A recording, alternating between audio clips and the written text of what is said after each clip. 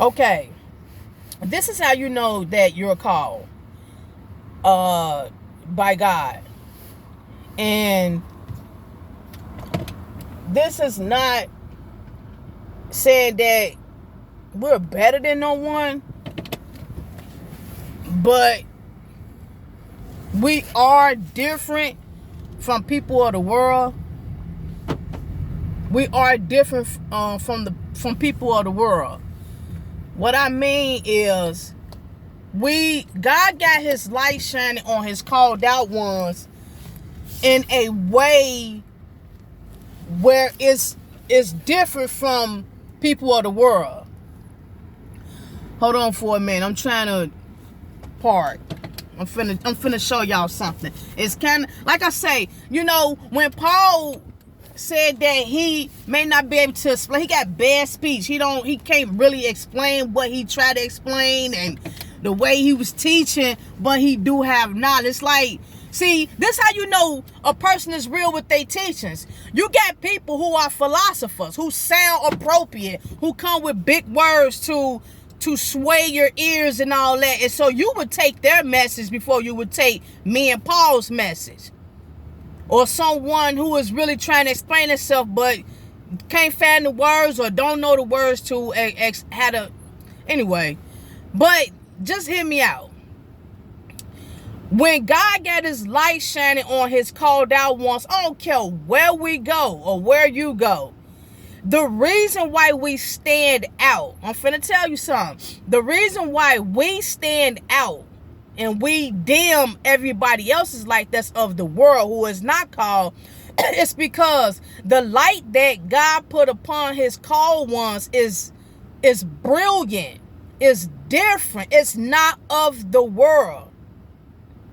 You can't even explain the type of light and glory that God put upon his chosen ones. It's a glow that you can't even explain. And it's not of this world, it's of the kingdom.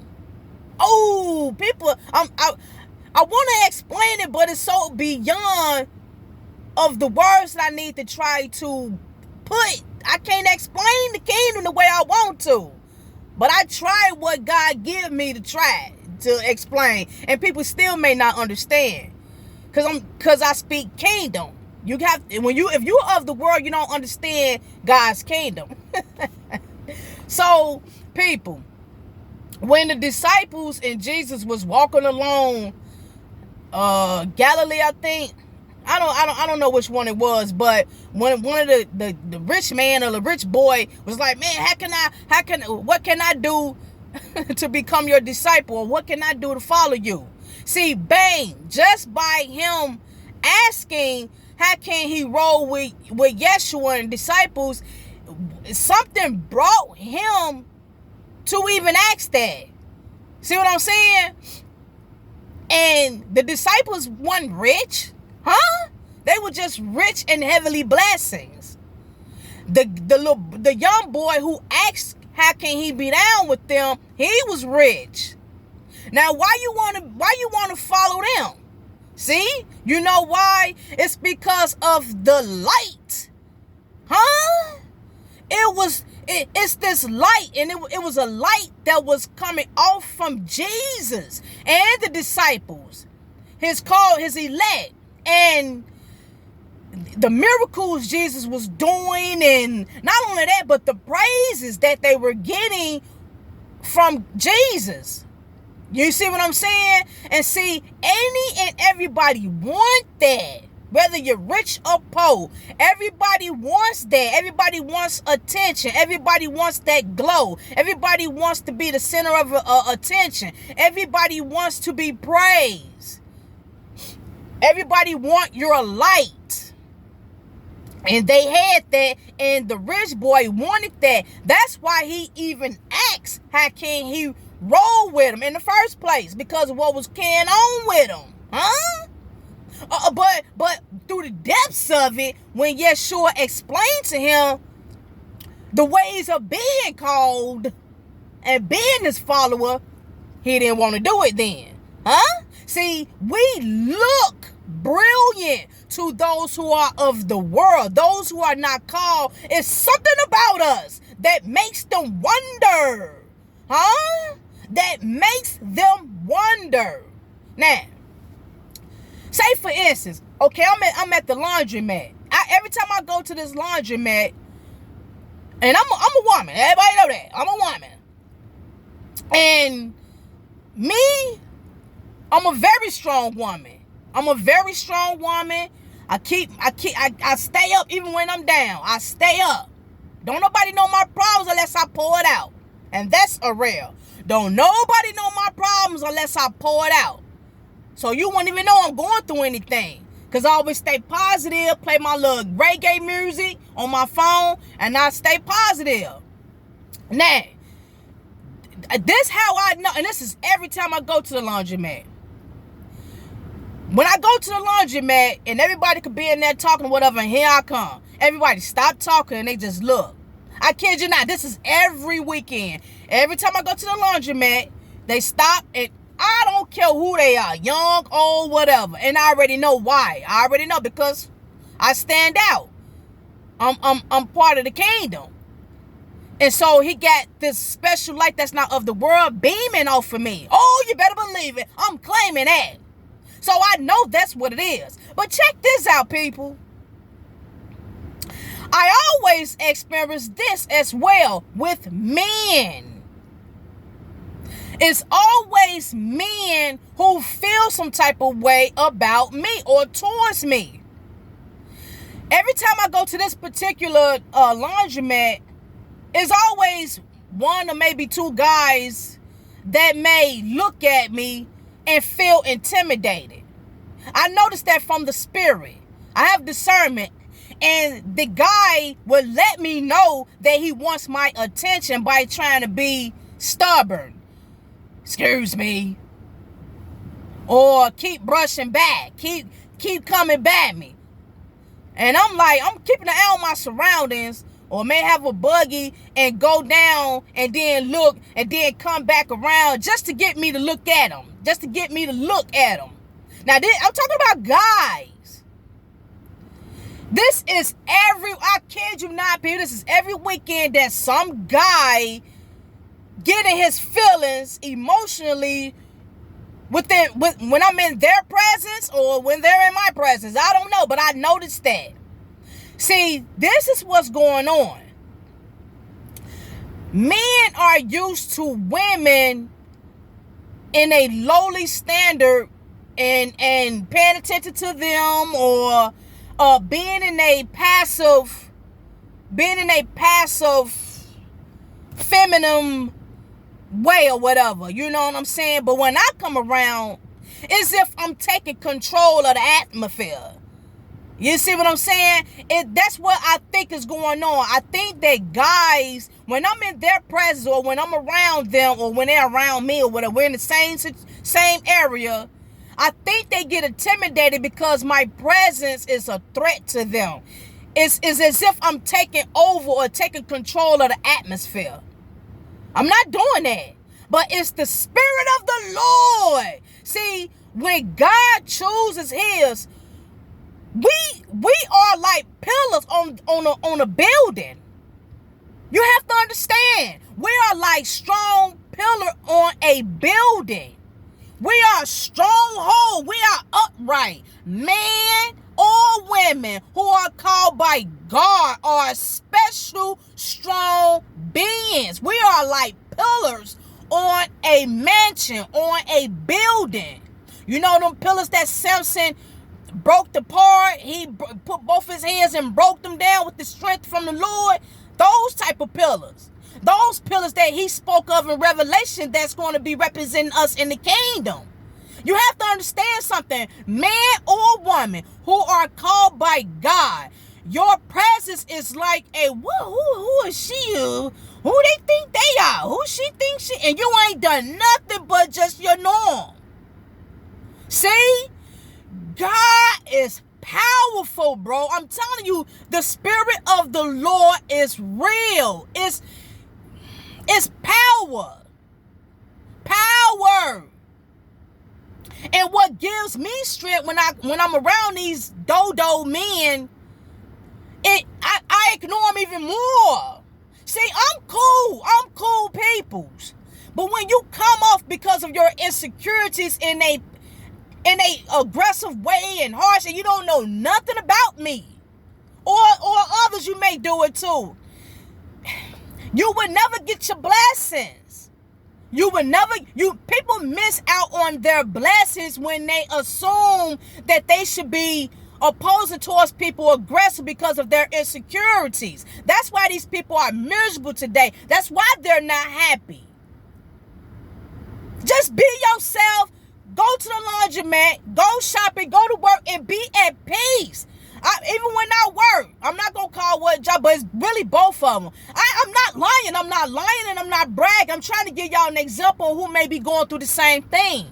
I could be at work doing my thing, making sandwiches, and it's like 2 or 3 people just literally staring.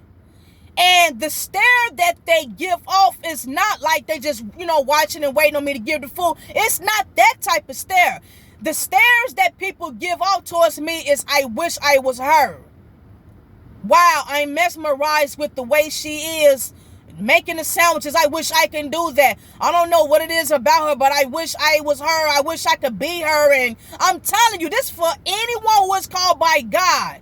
The stare that people may give off, it's not because they just looking at you. Even if you ask them, I ain't looking at. No, they're within themselves mesmerized and wish that they can be what God gave you and what God blessed you to be. I'm telling you. People want to be us. But when they find out the things that we're going to have to go through, they turn around and say, that's all right. Well, keep it moving then. You can't touch this.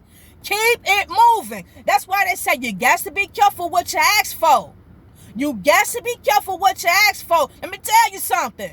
For all the called out ones and for those who are not called. Let me tell you something. It is not being easy. It is not easy being called. It is not, I said it's not being easy. It is not easy being called. Like straight up. It's not easy being called. Don't get me wrong. We happy and we have peace within ourselves, but we also have moments where God put us to the test because we are in training. And those tests is woo! They could be exhausting. Not only that, but we got to put up with the temptations that Satan may throw at us. We got some fighting we got to put up with spiritually alone. There are physical shenanigans that people who don't understand us come at us. You could be minding your business, doing your thing, and somebody always got to try to provoke you because they're curious about how you may react to them. Am I strong enough to get a reaction out this person? Because this person being is real strong. Let me see if I could defeat that by trying to provoke this person to being angry. This person seems to be so at peace and within themselves. I got to interrupt that because now I feel belittled in there while I'm in their presence. Oh, the men feel belittled when they're in my presence. So what they do, they try to, it's like, you don't have to do that. If you're a man, you're a man. If you're a woman, you're a woman. You don't have to be extra to prove yourself. When you do that, you let me know, you let the other called out ones know you're not a man. People, don't fall for the shenanigans that Satan throw out there. Satan plays on our emotions. I'm saying this because this is every weekend, and I know I'm not the only one that could be going through this. It's funny right now. Because like I said, I already know what's going on. And it's like, bro, it's like you really need to look at a mirror. You need to look at yourself and see how stupid you're acting. You're acting stupid. And then you got other idiots, young bucks that come in. This is every weekend or every other weekend on this tip. You got other people that may come in and check out the perimeter of the place and see the called out one, and so they like, oh man, I gotta overshine that light. And so what they do is get on their phone and start talking smack to whoever they on the phone with. Mother up to this and mother up to that and mother, it's like, come on. You ever been around that? You be at the laundromat and somebody always loud talking smack on the phone with somebody else, loud for everybody else to hear.